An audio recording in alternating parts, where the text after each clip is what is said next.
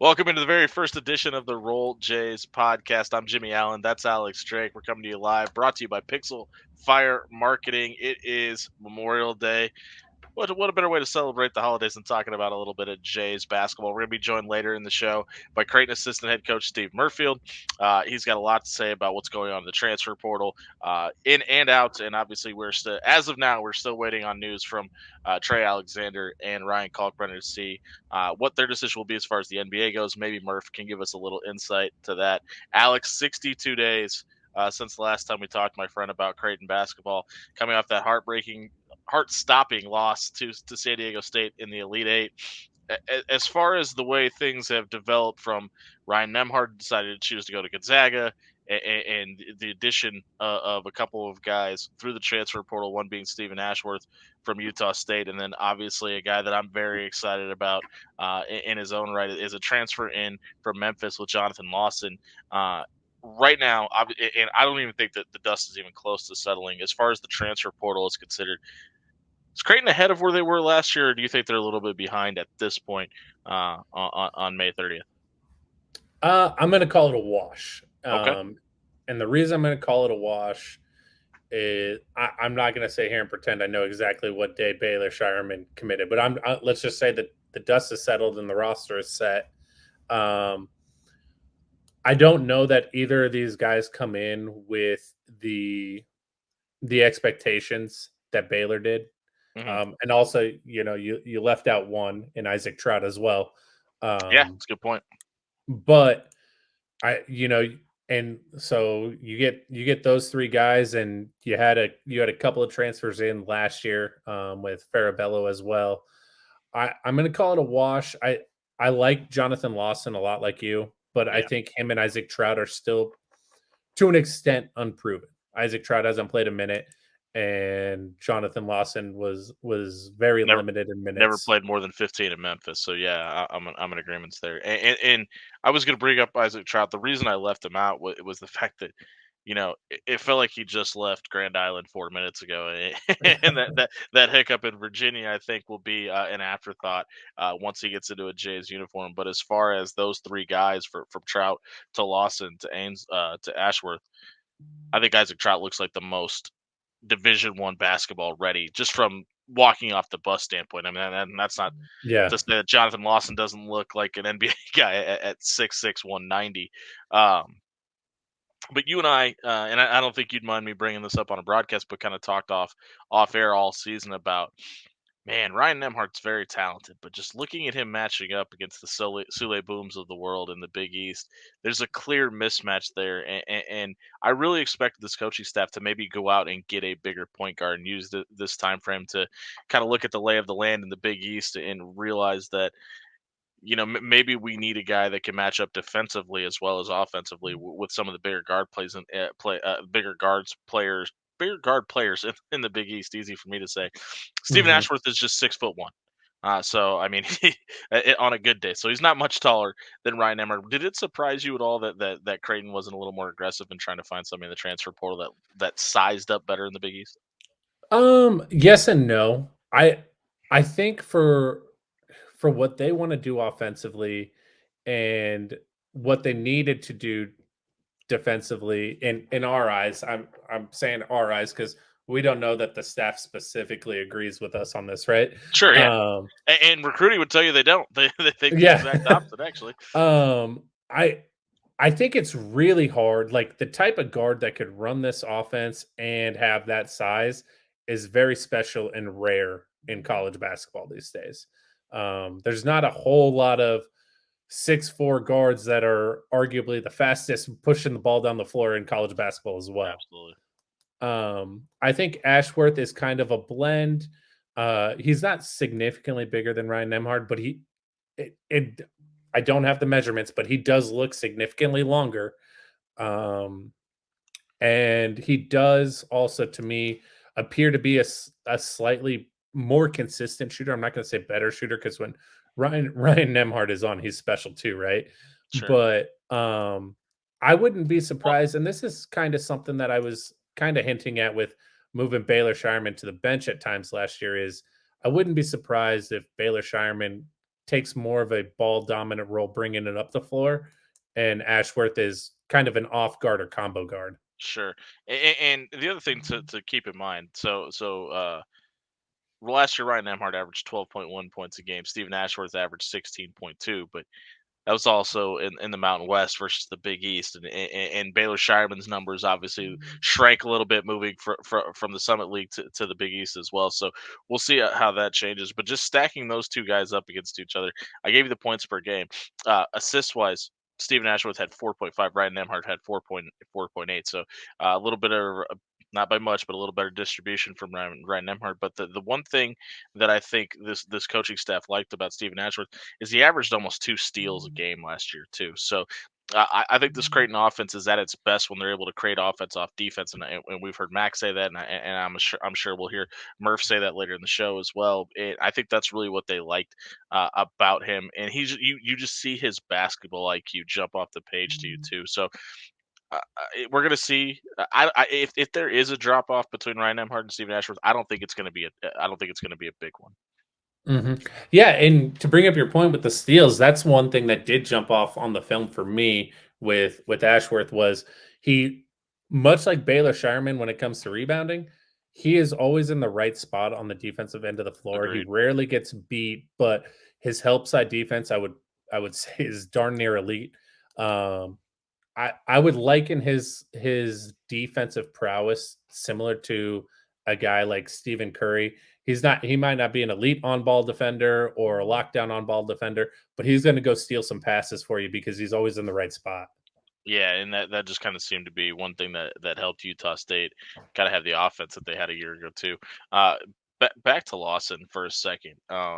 Just from a body type, obviously not as big, but reminded me a lot of Arthur Kaluma, and obviously Art has put his name in the transfer portal as well as the NBA draft.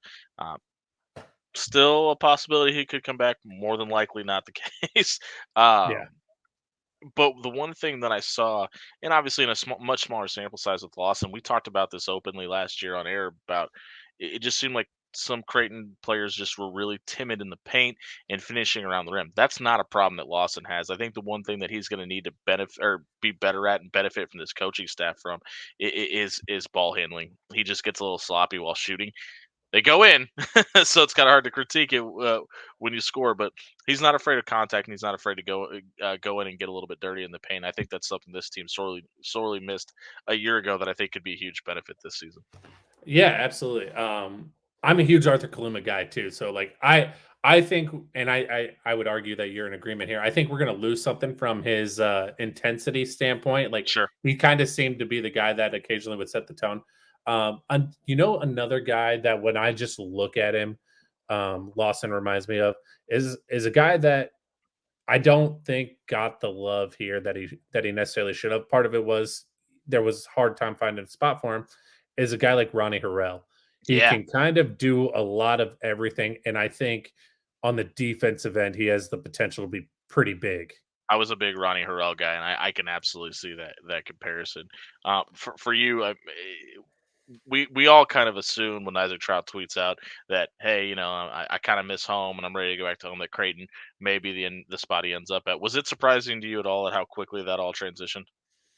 No, no, I don't. I wasn't super surprised. I had kind of heard murmurs throughout the season that it wasn't very long that he had decided that he wasn't ultimately happy there. I Mhm. don't want to put words in his mouth, but that was some stuff that I had kind of heard. So it's quite possible that I don't know.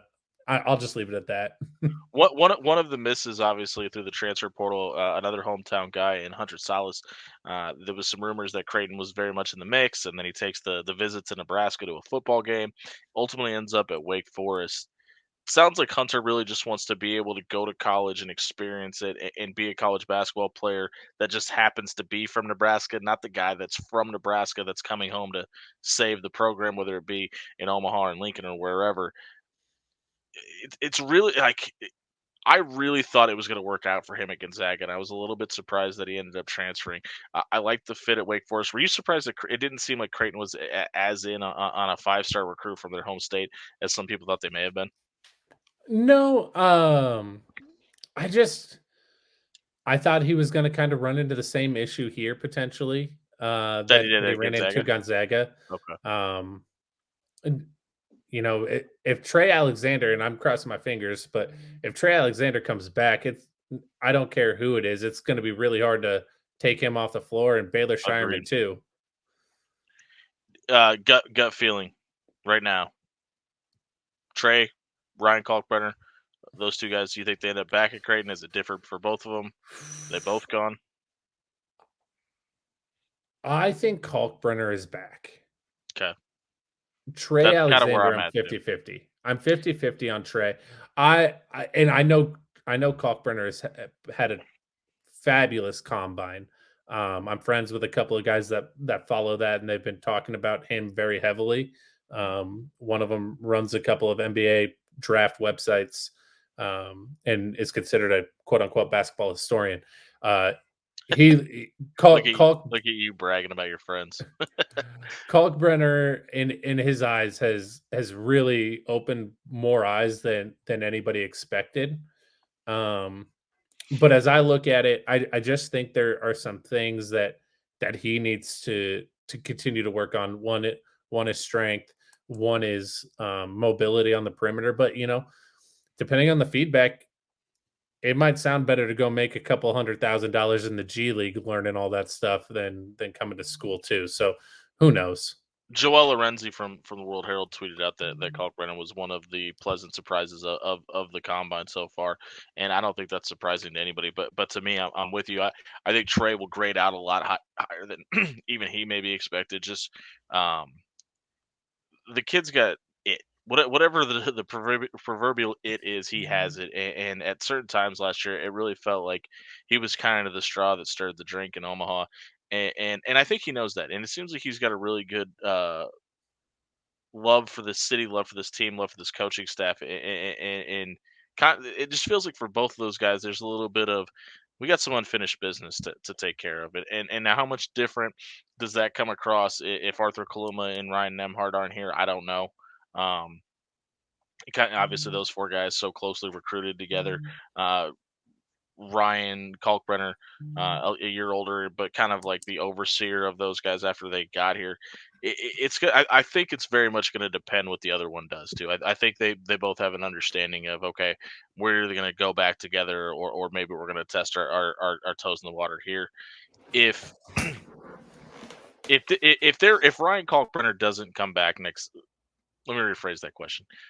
If one of them comes back next year, obviously preseason number 7 a year ago. How do you think it's easier for this team to get back to where they were a year ago with only Ryan Kalkbrenner or with only Trey Alexander returning? I would say Ryan Kalkbrenner. Um, now tr- I It's think such it's a going to hard be hard question to without answer. Trey. It's Yeah, it's really hard without Trey, but I mean, you just saw how different this team was when Ryan Kalkbrenner got completely healthy yeah, and got his and wind vice versa back. when he wasn't available. Right. So I think it's going to be damn hard without Trey. But I do think it's easier. And just because, you know, I'm the president of the Francisco Farabella fan club. Like, Let's not yeah, forget. there's gonna be a drop off between Trey and Francisco, but I I I just don't think Frederick King is quite ready to step into that role for Kalkbrenner. Yeah, and I agree with that too. And I'm really excited to see Mason Miller get some more minutes this season. I think he's a guy that for the hustle he gave you last year and just another year under his belt in the system, I think he's going to be too much to keep off the court. He's probably of the guys that are coming back. I'm most excited to see his growth in the offseason, just what we saw out of him a year ago. We're going to Do drop this you every. think sorry, Yeah, do go ahead. you think with what we expect for him in terms of growth and bringing in Lawson and Trout, do you think that we are positioned to be significantly bigger than we were last year? And I think, and that's after I asked you the Stephen Ashworth question. That's the thought that I started to have. Is maybe that's why you go get a 6'10" guy, in the ability to play out on the wing offensively and defensively, in Isaac Trout. And Mason Miller, his tenacity on defense is maybe the best on the team, and his hustle may be the best on the team as well. So maybe you can afford yourself to go out and get a guy that is proven, obviously in the Mountain West, not really at this level, but to some degree proven, and you think it can translate and be portable to the Big East in Stephen Ashworth. But that will be the biggest question mark for me, is how the point guard or whoever that is holds up defensively throughout the season. Not that Ryan Nemhart didn't really do a good job. I just think a little bit of size and a little bit of length could have went a long ways, specifically in that very last play of the season. Yeah, what I will say too is, I mean, we can go back. This staff really started picking up transfers post Doug McDermott era. Obviously, you had Grant Gibbs also come in from Gonzaga, Mhm. but I can't really think of any transfers that I would consider a miss from this staff. And that's not something you could say at a lot of programs around the country. Right, and Marcus Foster's ability to partner up with uh, arguably the best point guard this this team has ever seen in Mo Watson. So yeah, but hey, listen, this has been the Roll Jays podcast, brought to you by Pixel Fire Marketing. Check out pixelfiremarketing.com if your business can benefit from social media marketing, online advertising, or maybe you need a website or a logo design. Pixel Fire Marketing does it all. Check it out at pixelfiremarketing.com. We'll be right back with Creighton assistant coach Steve Merfeld here on the Roll Jays podcast.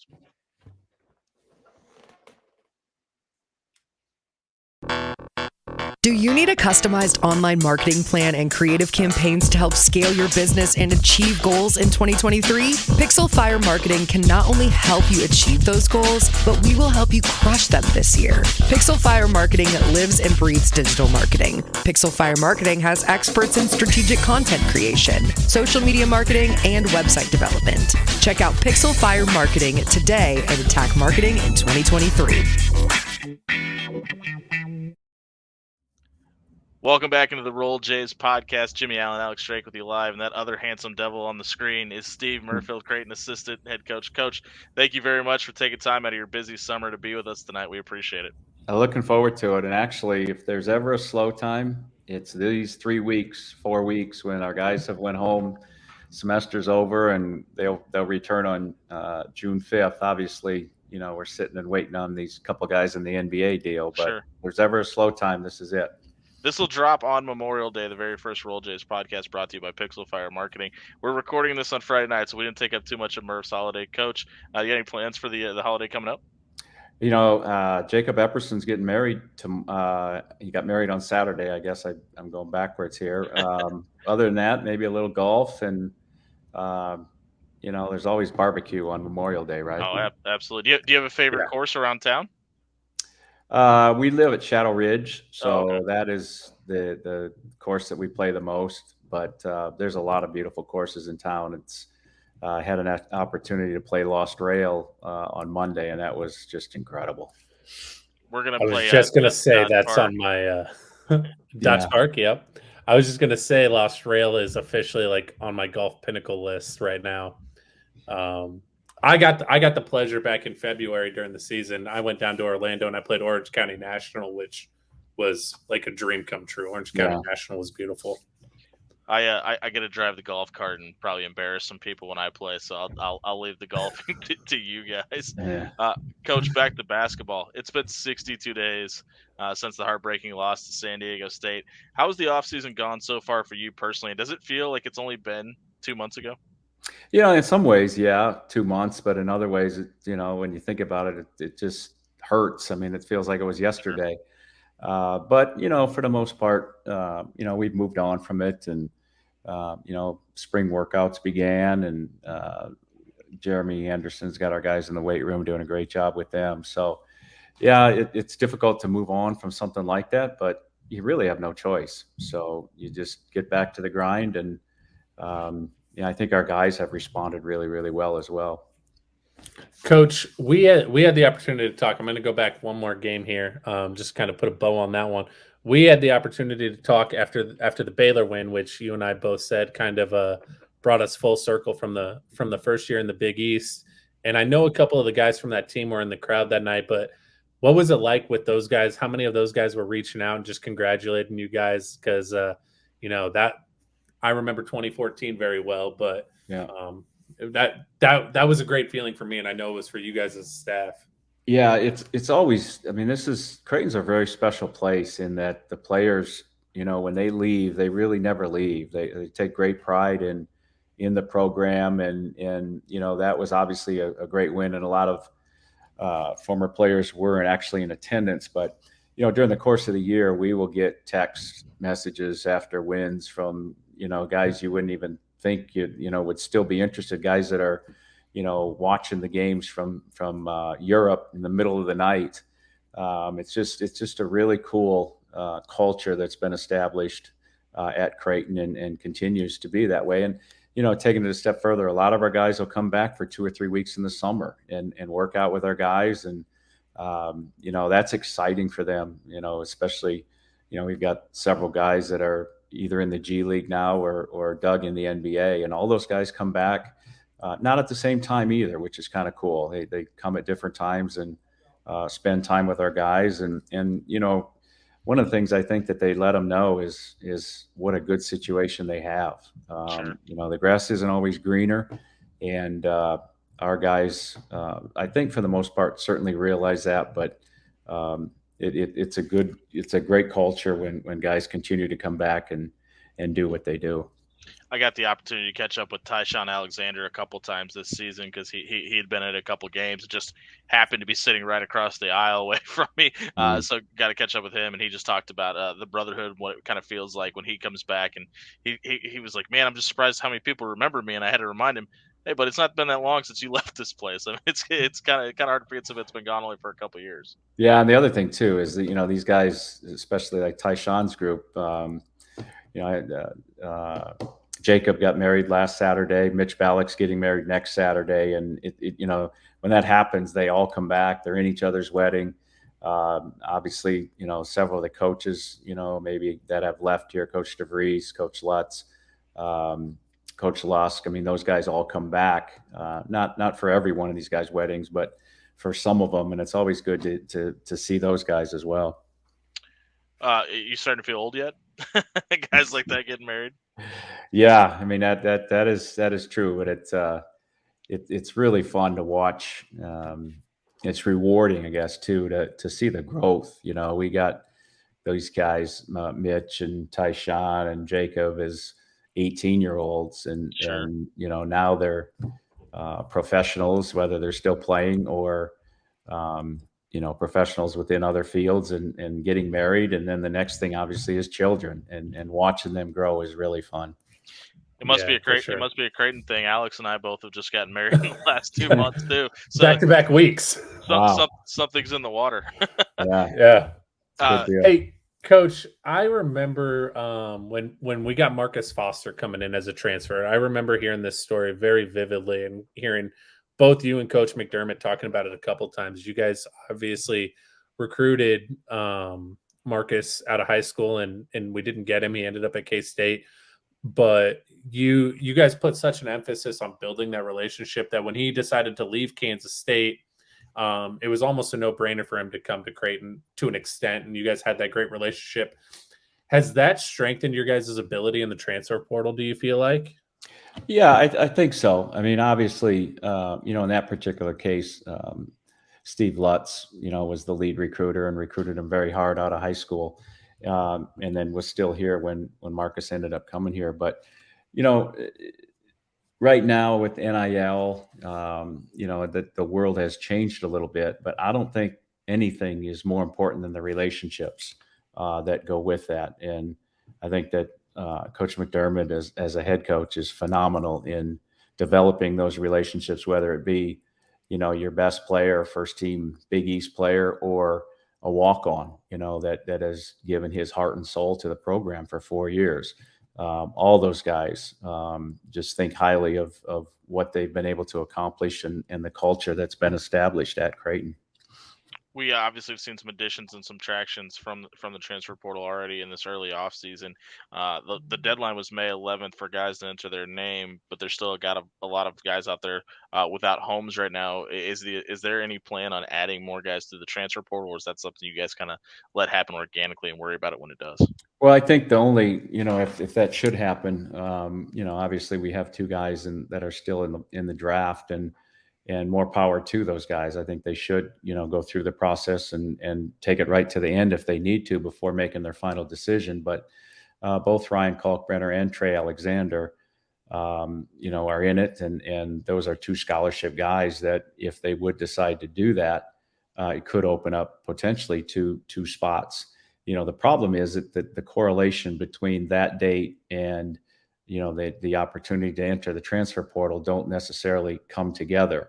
Where I guess what I'm trying to say is a lot of the better players have already chosen the school because they need to. I mean, right now I think there's almost 1,700 Division I basketball players in the transfer portal, and only 800 of them or so have committed to a school. So that leaves a large number of guys out there that are uncommitted. Certainly, there's some high major players still there, but for the most part, there's obviously lower level that are available. So replacing Ryan or Trey, if in fact they should go in the draft at this point, is going to be very, very difficult. Trey tweeted out that he may be on the clock, but he's not in any hurry, and I think that kind of gave a little hope to people around the Omaha area. Yeah, they'll both make great decisions. They're very sound family situations that I think both of them trust, and obviously their agents are involved in determining and helping guiding them through the process. I don't think a lot of young men, young women, whatever, make the right decision in these situations, but I'm 100% confident that both these guys will make the right decision when it comes right down to it. Coach, building off the transfer portal too, like obviously it's still relatively new to college athletics, but does that make helping find a transfer that's ready to go easier than it was previously? That's a great question. I think what it is there's a lot of players that quote unquote are top 100 players that don't necessarily make it. Sure. So, and there's a lot of late developing players, and that's what we're seeing right now is, within the transfer portal, some of these guys that are going to lower major schools and then transferring up to whether it be a mid-major or a high major, and several of them experiencing great success. So I think that it makes it a little bit easier in that, if you're getting a player that's played Division I basketball for a year or two or three, whatever the case may be, they're proven. Maybe they're not playing at the highest level in the Big East or the Big Ten or the ACC, but they're still playing at the Division I level and producing at a very high level. And usually that'll translate. It doesn't always translate, to the highest level, but for the most part, it does. And to answer your question, yeah, it certainly helps.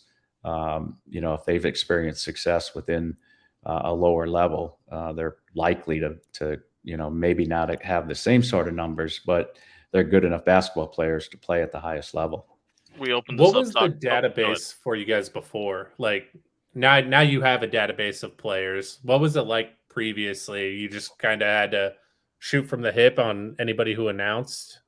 Yeah, and it's there's even before. I mean, before guys go into the transfer portal, it's not very secretive. I mean, you have a pretty good idea.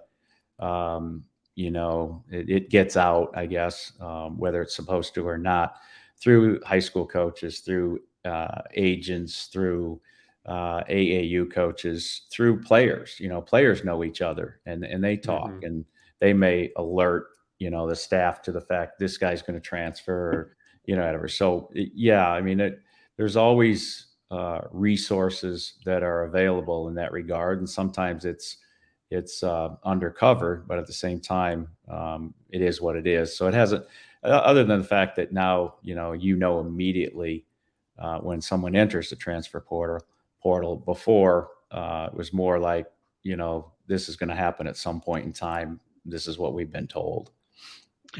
we opened this up kind of talking about a year ago, and how that the memory of the loss is still kind of an open wound of sorts.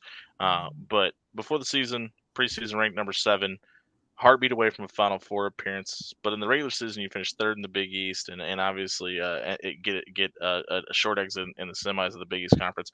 What way is heavier for you, the highs of making those runs, or the lows of maybe not some of the getting a couple of the wins that you thought you may have, or the end of the season expectations that may have been there? Yeah, I think the lows are the most difficult, especially when you have the expectations, that this team had. But at the same time, if you as a coach are carrying that on your shoulders, on your chest, whatever, and showing that emotion, that's going to carry over to your team. So, as a coach, you have to move on, and sometimes it's very very hard. But at the same time, and vice versa, when you're feeling good about yourself, you can't let that emotion be seen as well, because players will read into that, and they won't feel like they need to push themselves as hard as they need to be successful. So, one of the things that Coach McDermott has done is the next game is the most important. Whether we're playing Connecticut or St. Thomas. I mean, this is where all of our preparation. We're not going to look past anybody, and I think that's part of the reason that we've experienced the success that we have. Coach, would you say? I mean, you've been here at Creighton for quite a while now. Would you say last year is one of your top 5 seasons in terms of your ability as a team to battle the adversity that you guys saw? Yeah, and it was a little, it's kind of a weird set of adversity in that, Ryan Kalkbrenner obviously, wasn't well, probably well before, he stopped playing with the sickness that he had. So yes, but at the same time, we kind of knew that when he would come back, I mean, defensively, everything is funneled through him. And if we never knew when he was going to make it back, Sure. obviously with a health issue like that, but we were confident that when he did come back, we would still be able to reach the levels that we had anticipated and that everybody else had really anticipated from us. So when he did come back, obviously it was a gradual process to get him back to full go. But by the end of the season, obviously he was playing at a very, very high level. We've talked about the what ifs, and who may be here and who may not be. One guy that we know for sure is coming back is Baylor Shireman. How big was it to get the commitment from Baylor to come back next season? Yeah, huge. I mean, he's such a cerebral player. Just does so many things well that kind of go unnoticed. And he's also a guy that, he could score 7 points and we win and be the happiest guy in the locker room. Yeah. Or he could score 30 points and we lose and he would be very frustrated. And that's just who Baylor is. It's all about winning with Baylor. He'll do anything, to help you win. And there's no focus necessarily on Baylor. It's more focused on Creighton. And I think that's probably his greatest characteristic, other than the fact that, he does a lot of things really, really well. Was it surprising to you at all about his rebounding ability? I know we heard about his ability to shoot the three and his offensive skill set and his ball handling ability when he was at South Dakota State, but it just seemed like every night you would be like, well, Baylor kind of struggled from the 3-point line, but he grabbed 14 boards. Yeah. It just kind of seemed like it was every other game where he was in double figures. Yeah, and On the glass. sometimes, our greatest offense was when he would get a defensive rebound, Sure. because then he could lead the break, and he has very, very high IQ and very, very good court vision. And guys like Baylor have to take chances, to be successful. And he'd have some wild turnovers every once in a while, but that's what makes him good, is he's not afraid to take chances like that. One of the things, looking forward to next year is, because he has such a knack for the ball, defensive rebounding, can we figure out a way to get him to be a better offensive rebounder? Because there's not a whole lot of difference, other than, in a lot of cases, Ryan Kalkbrenner's blocking his man out and Arthur Kaluma's blocking his man out, and Baylor's going and getting the ball. He just has a knack for the ball. And that's what offensive rebounders do as well, is not only do they have a knack for the ball, but they go every time. If you go every time, you're going to have a larger percentage of offensive rebounds. Yeah, it makes all the sense in the world, but we know easier said than done. I do want to touch on what you said about some of Baylor's turnovers, because I remember this being a point of emphasis when I was on staff with you guys, and it was the first time I'd ever heard that. And it's something that Mac really preached to guys like Austin Chapman. Can you help identify the difference between an aggressive turnover and then just a bad turnover? Yeah, I think it's personnel driven. In a player like Baylor's case, you have to allow him to take some chances, because probably 4 out of 5 times when he does take a chance, he's going to be successful at it. And the one time that he doesn't, it looks foolish. But you can't regulate that. You have to let him be who he is. And then you have other players that aren't necessarily good at making plays, that try to make plays, and those are bad turnovers. So it's probably more personnel driven, and who has the ability, who can make that play, versus a team sort of situation. But for the most part, we take pretty good care of the basketball. If you look at our losses, sometimes you can pinpoint, we turn the ball over way too much because we're highly effective at the offensive end. And if we're getting shots, we're probably going to win a lot of games. If we turn the ball over, we're not getting shots, and that's pretty indicative of our success and failure. That's Creighton assistant head coach Steve Merfeld. Murph, we greatly appreciate it. Enjoy the rest of your holiday. And thanks for being with us on the very first edition of the Roll Jays podcast. Great to be here, guys. Looking forward to a great summer, and appreciate all the support and what you guys do as well. I mean, this is good for Creighton basketball. That's all we're here for. Coach, we appreciate it. We'll catch up with you in a couple weeks. Sounds good. Thanks, guys. Thanks, Coach.